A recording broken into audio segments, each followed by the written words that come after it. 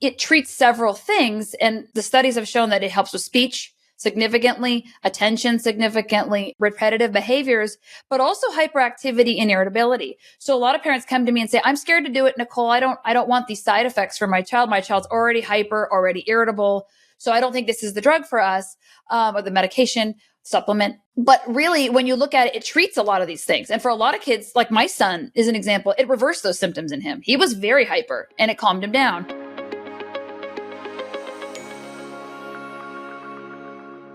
Hello and welcome to Autism Parenting Secrets.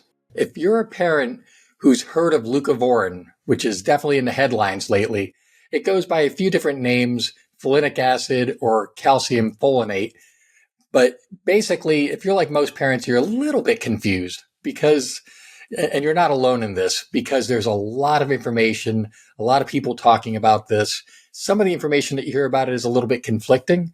So right now is the best time to get clearer on what leucovorin is, how it might help, and again, all in the spirit of helping you to make better decisions for your child. So this week's guest returns to the podcast to help clarify this. Nicole is a board-certified physician assistant, a microbiologist by training, and a deeply committed parent who's been supporting children with autism, including her own triplets, for over a decade. She brings both clinical and lived experience to this topic, and today, we dig into the nuances of folate metabolism, pharma versus supplement forms, and the specific use cases for leucovorin and related supports. The secret this week is clarify the leucovorin confusion. Welcome back, Nicole. Perfect. Thank you so much for having me. I really appreciate coming back on. I know I was just on a few months ago, but this is such an exciting topic. I mean, it's wonderful that it's becoming mainstream. And, I reached out to you because a lot of people are having a lot of confusion out there, reaching out to me, and it's so much easier to disseminate accurate information on this podcast. So I really appreciate you. I'm Nicole, like you mentioned. I'm a physician assistant. I work at Rosignol Medical Center with Dr. Fry and Dr. Rosignol.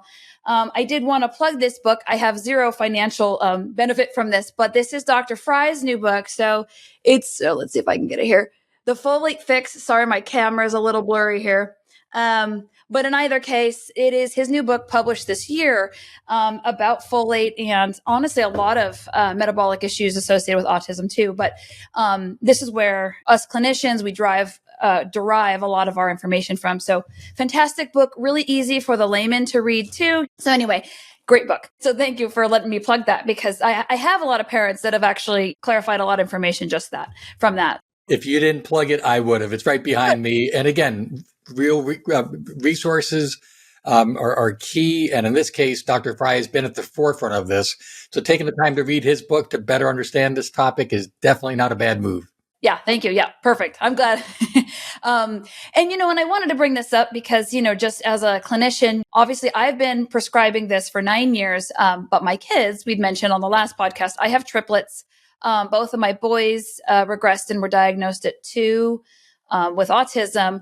And we had started Leucovorin, I think when they were about just over 4 years old. So took me a couple of years to get to it, but they've been on it for almost 9 years, not consecutively, but on and off. And I'll talk about that in a minute. But this is a near and dear topic to me because my family's on Leucovorin, all 3 of my children. I am actually on it as well because we're all positive for folate receptor antibodies, which of course I'll talk about in a second for testing. So I just wanted to bring that up because we had really good gains for my one son in particular. And so this is not some far off, I had a patient that benefited, once upon a time. Personally, I noticed that my son, it increased his cognition within, weeks of starting it, his speech, his hyperactivity improved, his attention, all the kind of the landmark symptoms that we see in the studies that it improves. My son had that. So yes, and I do see this clinically as well. So I don't believe this is snake oil. I believe in the clinical trials and I see it in my own family and also in the patients that I treat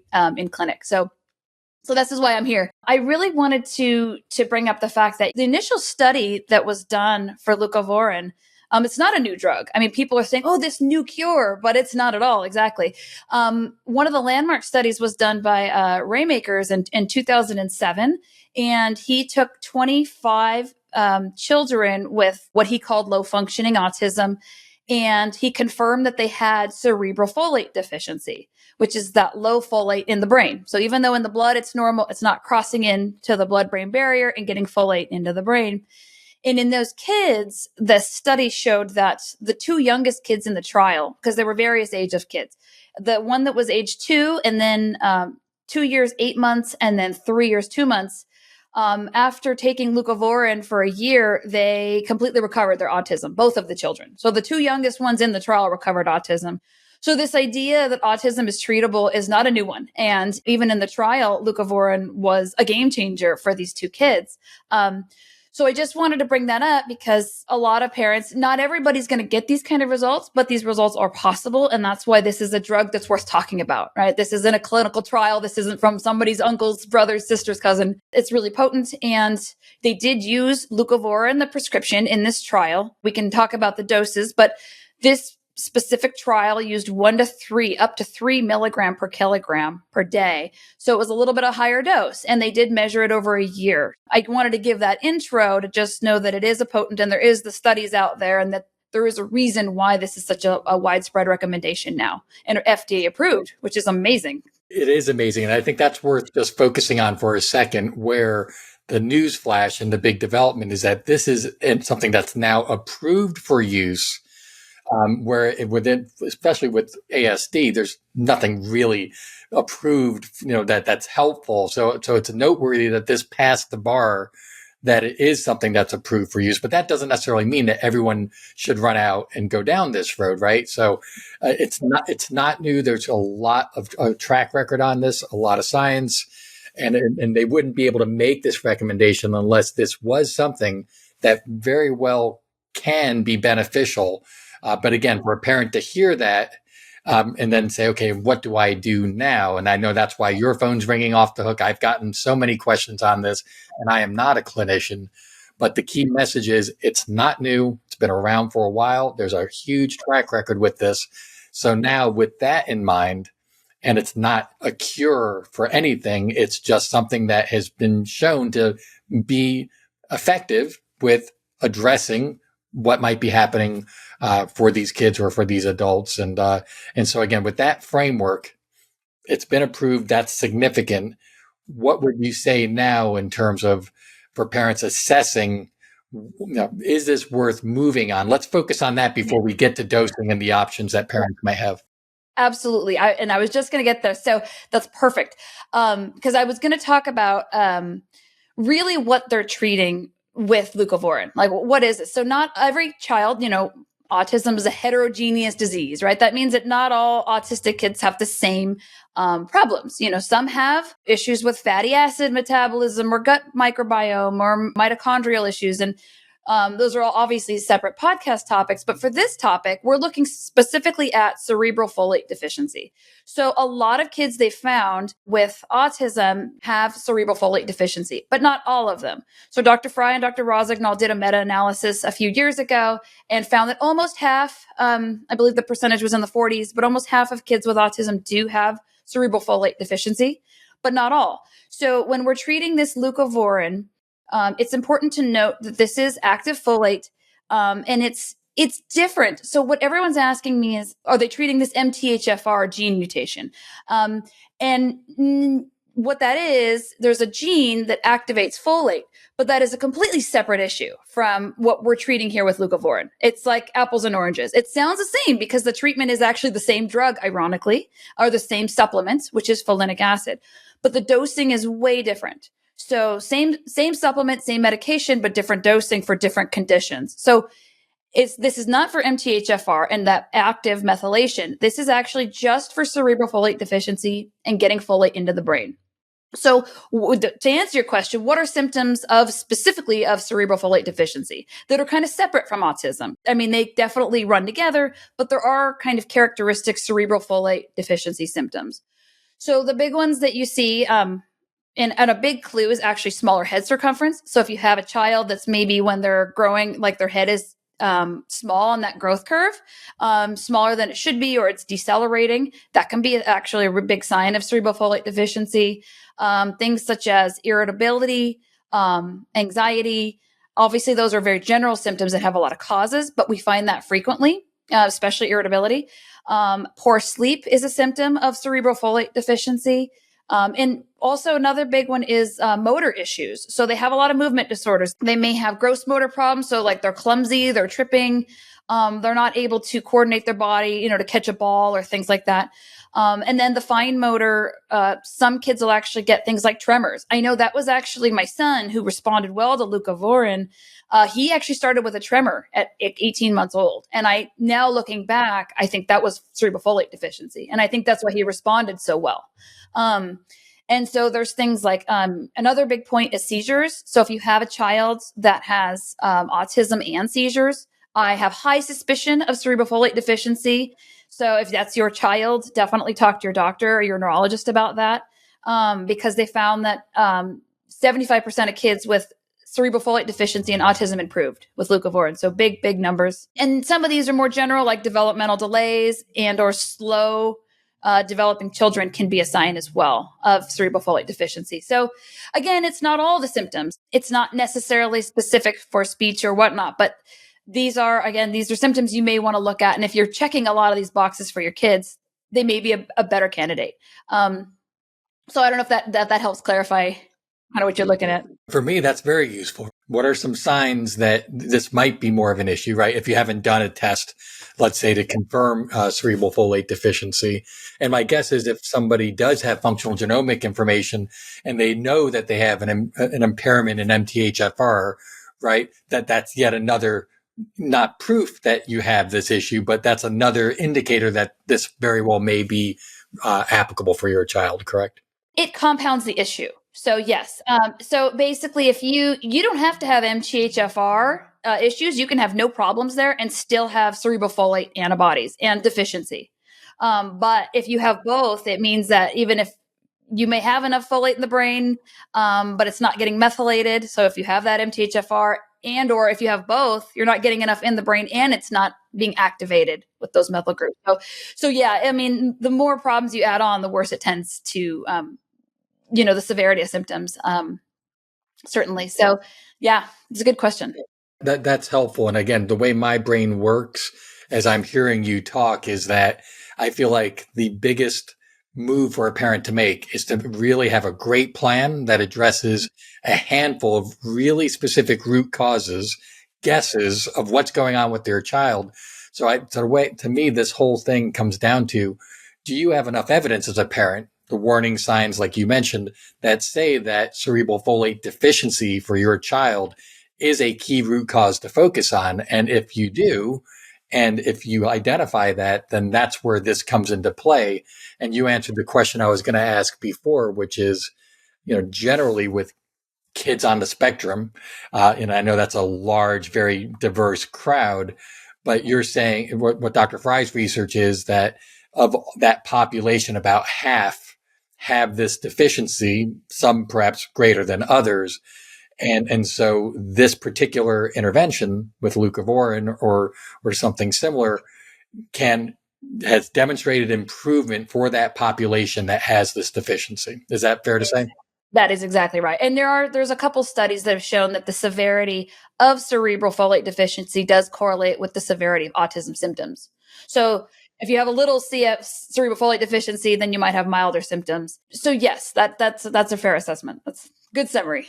Okay, good. I just wanted to me that clarifies it in my mind. But for any of the people listening, I think that's a helpful way of looking at it, because if you have no evidence, and maybe even if you do a frat test that says this isn't an issue specifically for your child, doesn't mean you can't go down this road and see what happens. But is this the primary place to focus? Perhaps not for your child, because there may be some more fundamental causes that are going on that need to be addressed first, which is why a practitioner like Dr. Fry or Dr. Rosignol or yourself in your unique ways of serving parents can help you know better where to aim. You can have negative folate receptor antibodies and still have cerebral folate deficiency, which is kind of a complicated concept. But a lot of that is because of mitochondrial dysfunction. So we know that most of the cerebral folate deficiencies due to these antibodies, which we can test for with the folate receptor antibody test. But mitochondrial dysfunction is an independent and separate risk factor. So like you said, even if they're negative, but we're seeing a ton of mito dysfunction, energy production dysfunction markers, we may start this anyway as a clinician because it doesn't necessarily rule out cerebral folate deficiency if the antibodies are negative. So yeah, it's definitely good to work with a provider because we may want to do this anyway, depending on the clinical presentation. And again, I didn't say this, but the definitive and we have actually done this in some patients, but the definitive for looking at cerebral folate deficiency is a spinal tap. So it's actually doing a spinal tap and looking at folate levels in the fluid around the brain. So, but we rarely do it in any kids because it is invasive. They have to go under sedation, but that would be the only way to actually know for sure. So, right. Which is why there's a general view that, hey, go down this road. There's, you don't need to have that proof to try this and see if it's beneficial, because by and large, the downside to going down this road, what are the negative things that can happen? Are things are always possible, but it's a relatively low downside in terms of trying this. You might see an uptick in behaviors and other things, particularly if you maybe go too fast. But generally speaking, it's a pretty safe road to go down to experiment to see if this is beneficial for your child. Absolutely. I never want to downplay symptoms, and there are some side effects, and I've had a couple, cases of kids that have worsened with it. But in general, I don't want to discourage people because it treats several things, and the studies have shown that it helps with speech significantly, attention significantly, repetitive behaviors, but also hyperactivity and irritability. So a lot of parents come to me and say, I'm scared to do it, Nicole. I don't want these side effects for my child. My child's already hyper, already irritable. So I don't think this is the drug for us, or the medication supplement. But really, when you look at it, it treats a lot of these things. And for a lot of kids, like my son is an example, it reversed those symptoms in him. He was very hyper and it calmed him down. So it's not fair to assume that every kid's going to get worsening side effects, and they are less than 10% of kids. So it's not likely, statistically speaking, but it is possible. So you're saying less than 10% have some, okay. Because I think that's really good, because generally speaking, whether it's this road or other interventions that you might do for your child, my experience has been usually things get worse before they get better, whatever you're doing. Like if you're doing chiropractic adjustments, things can kind of get worse as that child is kind of re-regulating themselves. So I've gotten used to seeing things perhaps quote unquote worsen before the uptick if something's going to be helpful. Well, and that comes back to the guidance I was going to talk about, is that what we do, there are several things you can do to minimize side effects. And I think it's important for parents to know it's not just, okay, try this and fingers crossed, start praying. There are things we can do beforehand. The first steps I tell parents is to eliminate folic acid from your diet. So again, there is folic, Folic. It's a synthetic form. It is inactive. It is oxidized, which means that it's basically your body has to work really hard metabolically to activate it. And for people with MTHFR, like we mentioned, that can be very detrimental. And there was a study that showed that it actually competitively binds methylfolate at the folate receptor 1. At folate receptor 1. So what that means is that basically if you're taking in folic acid, it's making your problem worse. It's not only helping, it's not only neutral, but it's probably making these antibodies worse. So eliminating folic acid from any supplements, from any breads, cereals, anything you're taking in can actually help in and of itself. So just removing that from your diet. And so I counsel patients on that. I also counsel patients to eliminate cow's milk, because reducing cow's milk stimulates these antibodies for both blocking and binding folate receptors. So just a lot of patients, just reducing those two things, stopping dairy entirely and stopping folic acid, their symptoms improve, even without trying leucovorin. So if you're really scared at home and you're a parent and you're wondering what you can do, those are first good steps. Even independent, because it will treat the underlying cause of what we're doing here, of folate receptor antibodies and downstream cerebral folate deficiency. And you're saying to eliminate milk and cow's milk and the like, even if you may have test results that say that your child's not allergic or sensitive to cow's milk, you're saying it can still be problematic. Correct. Yeah. And unfortunately, I mean, that's a hard one. I mean, we all love our dairy, and I understand that a lot of these kids are picky and that's one of the few foods they have. But I have great results from some of my patients that are like, man, we just were really strict. We weren't strict before. We were having cheese pizza and we were doing this and that. But when they eliminated it, the child, the hyperactivity improved, the cognition improved. So I do hear this. And I think there's various reasons we can talk about in another podcast. But part of it is definitely it lowers these antibodies, and that's been studied in trials. And unfortunately, when you go back on dairy, those antibodies go back up.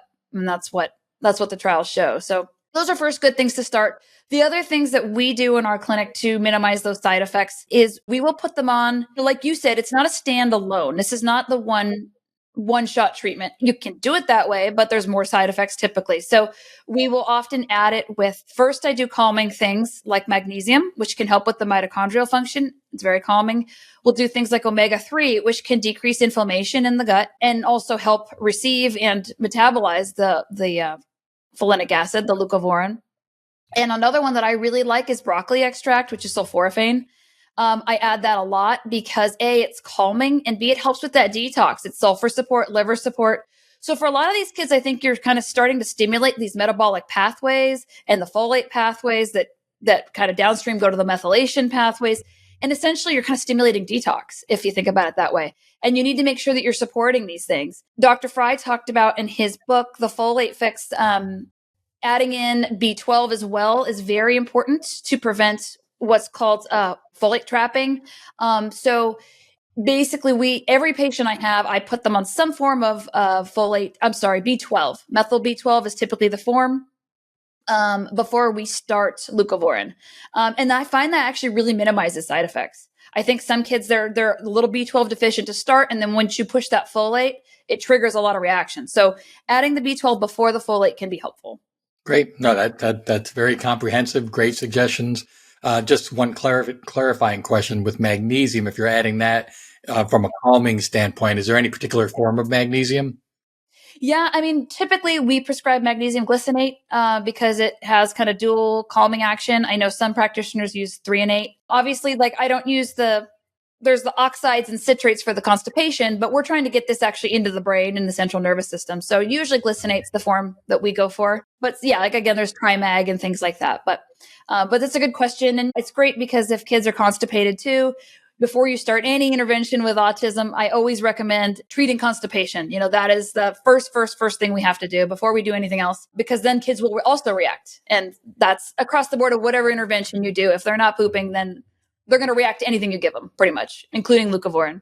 So right. I love that you brought that up because a lot of times, especially when I'm walking alongside parents, and that idea of them guessing on which root causes to focus on, it's easy to focus on things that you think are bigger. But if you don't focus on that root cause of your child's constipation and address that first, it's hard for anything, let alone leucovorin, again, for that to really benefit. So that's where there's some root causes that are worth and really require your focus first before you move on to higher level things.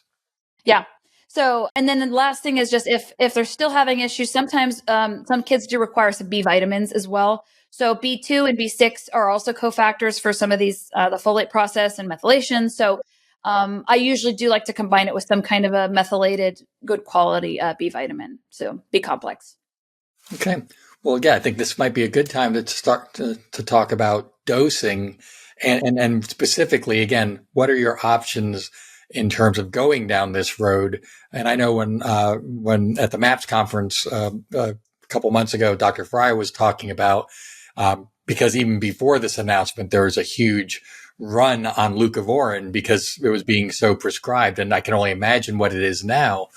But even with this, I think it's important to not only get the dosing right, which Dr. Fry talks at length about in his book, but where you're getting your supply from is also important, because some manufacturers, if they're kind of filling this prescription, they may add stuff to that pill, for a variety of reasons that may actually be problematic and maybe negate its efficacy. So the form of leucovorin, I know there's a few options, is really important to consider. My son is so highly sensitive to everything. We have to have anything that he takes compounded. Now, not every parent needs to do that, but for us, we have a higher bar. So can you talk a little bit about dosing and exactly the form of leucovorin, what the options are for parents? Yeah. So just to talk about how we base dosing on. So I test every patient in my clinic for folate receptor antibodies. It is a specialty test that only one lab in the US does. I hope that more labs do it because I know they're really impacted. It's taking about 6 weeks, 8 weeks now to get results, unfortunately. But nevertheless, it's extremely useful to get these antibody results. It tests for binding and blocking. And that really does help guide our treatment and our dosing here at our clinic. So when a patient comes to me, I will put them on the few calming things, see how they're doing. I will start them on a very small dose of leucovorin, maybe 5 milligrams, just to see how they're responding. Again, even if they have MTHFR issues, that will help. So a lot of kids, even if they don't have antibodies, I'm putting them at such a low dose that it will be helpful for them.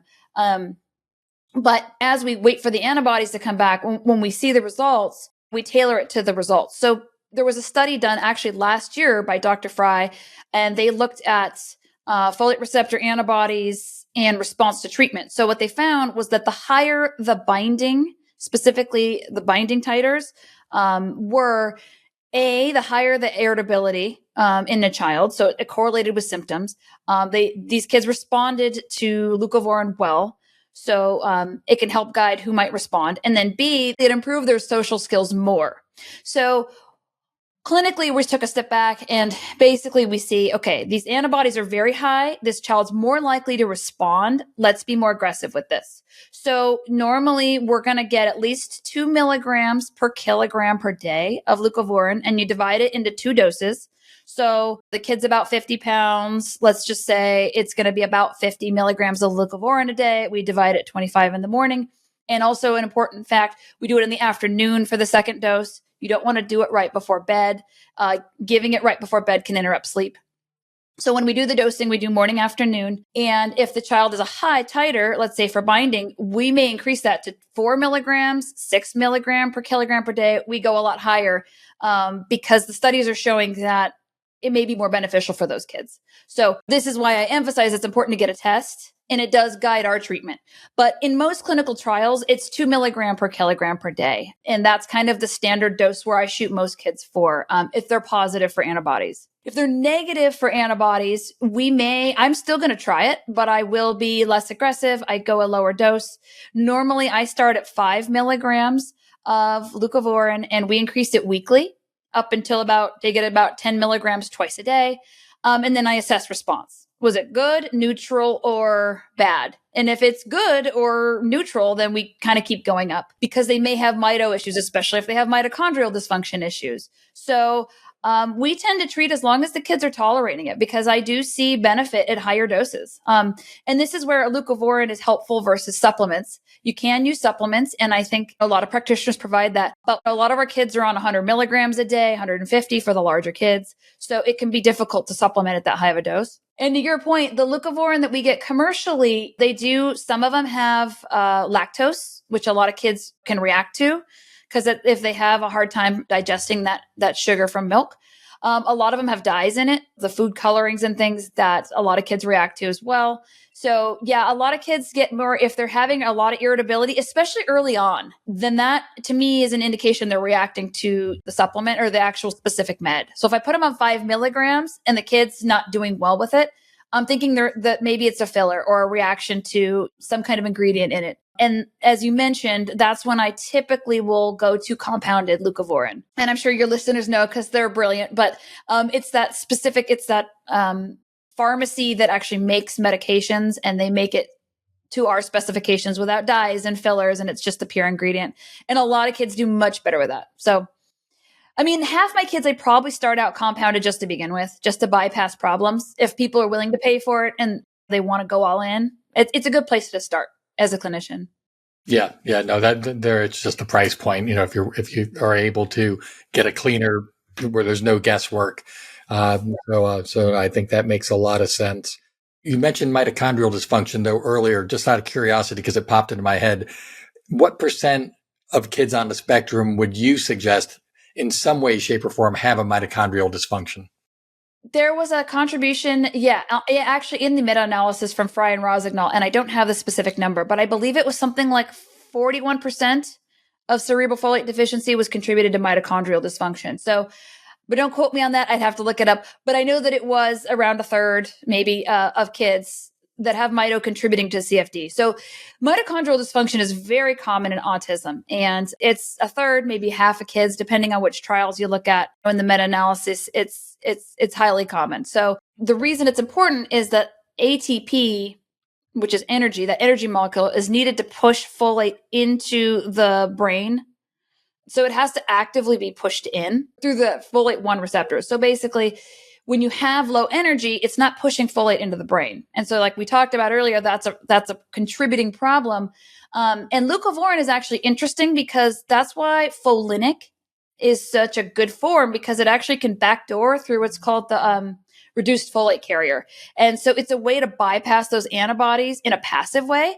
But in order to do that, you need to flood those receptors with a lot of folate, and a lot of active folate. So like I said, the folic won't work. And the methylfolate, if you get the doses high enough, it may be too many methyl groups. The clinical trials don't look at high dose methylfolate for kids with cerebral folate deficiency. It only really looks at folinic. So that's why we focus specifically on folinic, because it's been studied the most in the trials and has been found to be very safe overall, considering side effects. So yeah, it's a good form. You can get it compounded. You could do it as a supplement, but really to treat cerebral folate deficiency, you got to do folinic, leucovorin, not methylfolate, and certainly not folic acid.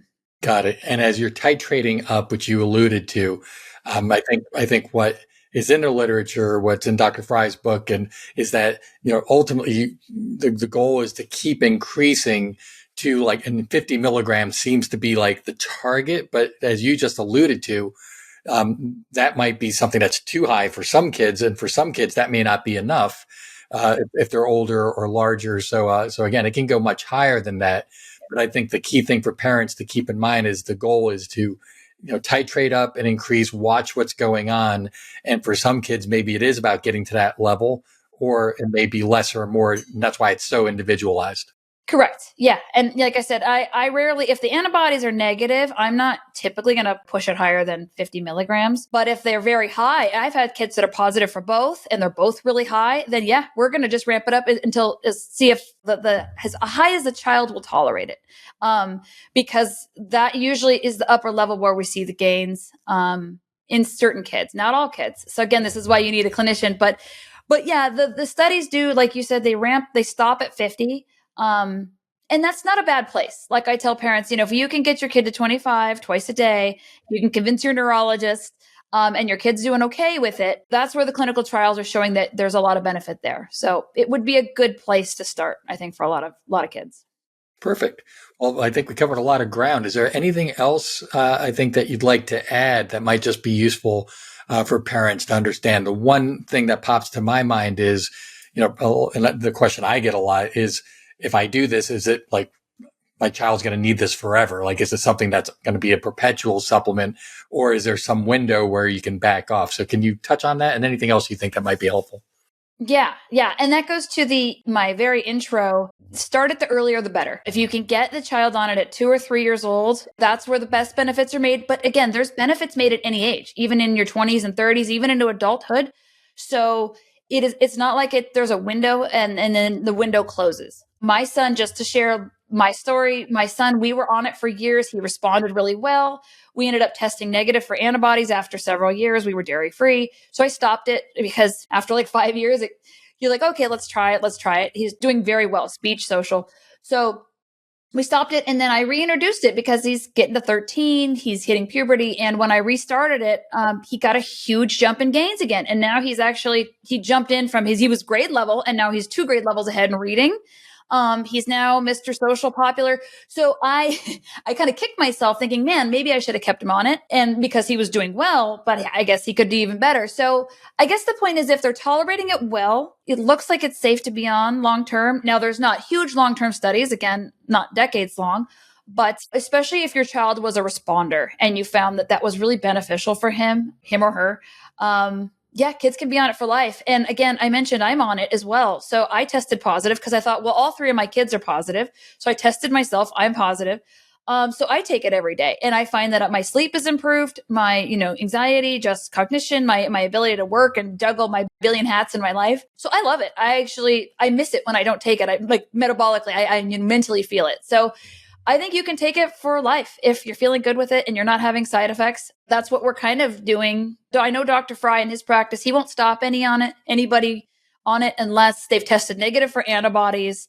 And for some reason they don't want to continue it, but it's kind of one that we keep kids on. So yeah, I mean, it's bummer, but it's a great thing at the same time too, like we having something that's been shown in trials to really help, and it's helping. So let's leave them on it.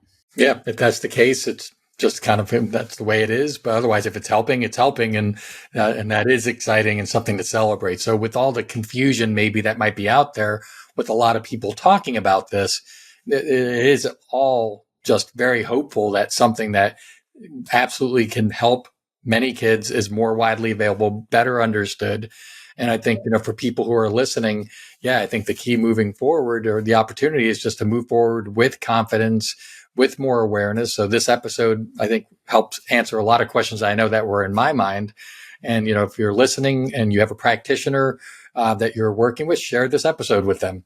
And I know you and all the people at Rosignol have a lot of demand now. So I know you're not necessarily looking for new clients, but if people do want to work with you, I know we'll include in the show notes where they can reach out to you. And you're in California. But otherwise, again, there's definitely, with more awareness, you can definitely incorporate this into your plan for your child in a much smarter way, in a way that, definitely stacks the deck for you to get benefits from going down this road. There's definitely some do's and don'ts, and I think you touched on a lot of them. Nice. Perfect. Thank you for having me on. I appreciate your time.